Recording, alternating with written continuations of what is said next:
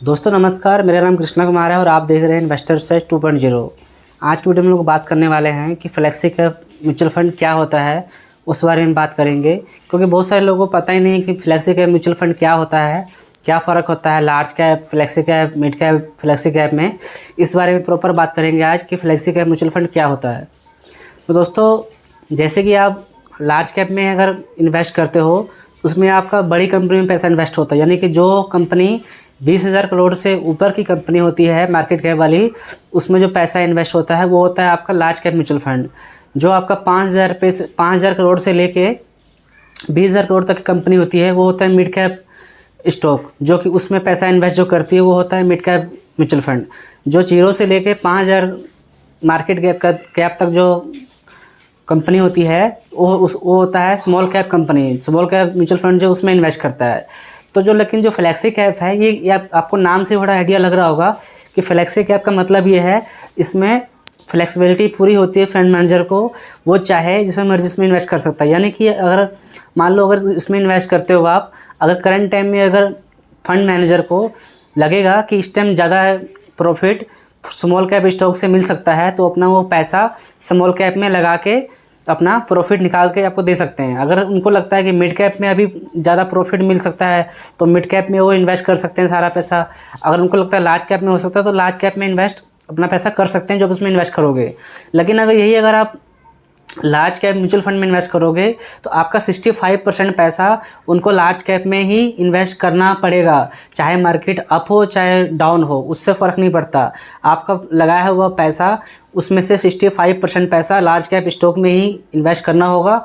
बाकी जो पैसा बचेगा वो चाहे वो मिड कैप में करें चाहे स्मॉल कैप में करें, लेकिन 65% मिनिमम पैसा उनको लार्ज कैप में ही करना पड़ेगा। ठीक इसी तरह से अगर जैसे मिड कैप में इन्वेस्ट करते हो तो आपका मिड कैप में भी इतना 65% पैसा इन्वेस्ट करना ही होता है, चाहे मार्केट जैसी मर्जी कंडीशन हो। ठीक वैसे स्मॉल कैप में 65% पैसा इन्वेस्ट करना ही होता है फंड मैनेजर को, स्मॉल कैप म्यूचुअल फंड जो होता है, चाहे मार्केट कैसा भी चल रहा हो।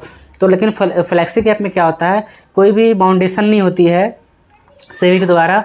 इसमें फंड मैनेजर को जहां लगे वहां पे पैसा इन्वेस्ट करके एक अच्छा रिटर्न जनरेट कर सकते हैं।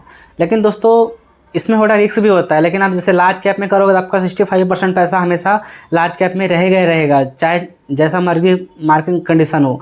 लेकिन इसमें थोड़ा सा रिस्क होता है क्योंकि ये फ्लेक्सी कैप फंड होता है। आपका अगर 5 साल से ऊपर का इन्वेस्टमेंट टाइम रहता है फिर ही आपको इसमें इन्वेस्ट करना चाहिए, नहीं तो आपको इसमें इन्वेस्ट नहीं करना चाहिए क्योंकि थोड़ा रिस्की होता है लार्ज कैप के मुकाबले। लेकिन आप चाहते हो कि मैं एक ही फंड में इन्वेस्ट करूं, मेरा large cap, mid cap, small cap में भी लग जाए, तो आपके लिए फ़ंड काफ़ी सही है फ्लेक्सी कैप, ताकि आपका मार्केट के हिसाब से आपको अच्छा रिटर्न मिलता रहेगा और आपका जो है पैसा फंड मैनेजर के द्वारा ही सारा प्रॉपरली लगाया जाएगा मार्केट में, जहाँ पे उनको लगेगा सही अपॉर्चुनिटी है। तो दोस्तों सिंपल सा बात है, फ्लेक्सी कैप का मतलब यही है, फंड मैनेजर को पूरा उनके ऊपर डिपेंड करता है वो पैसा आपका कहाँ लगाएंगे पूरा। बाकी जैसे आप लार्ज कैप में करते हो तो उसमें कंडीशन रहती है कि 65% पैसा आपका लार्ज कैप में होना चाहिए, मिड कैप में लगाते हो तो मिड कैप में होना चाहिए, स्मॉल कैप लगाते हो स्मॉल कैप में होना चाहिए। लेकिन फ्लेक्सी कैप में ऐसा कुछ नहीं होता है, आपका पैसा उनको जहाँ सही लगेगा मार्केट के हिसाब से वो वहाँ लगा के आपको अच्छा रिटर्न जनरेट करके दे सकते हैं। तो दोस्तों फ्लेक्सी कैप फंड का यही मतलब होता है। बाकी दोस्तों आपका कोई डाउट रह गया हो तो आप कमेंट करके पूछ सकते हो। बाकी दोस्तों आपने अब तक हमारा चैनल सब्सक्राइब नहीं किया तो सब्सक्राइब करके बेल आइकन दबा सकते हो, ताकि अगली कोई वीडियो इस चैनल पे आए तो उसकी नोटिफिकेशन आपको मिल जाए। तो दोस्तों मिलते हैं किसी अगले वीडियो में कोई खास टॉपिक के साथ, तब तक के लिए हैप्पी इन्वेस्टिंग।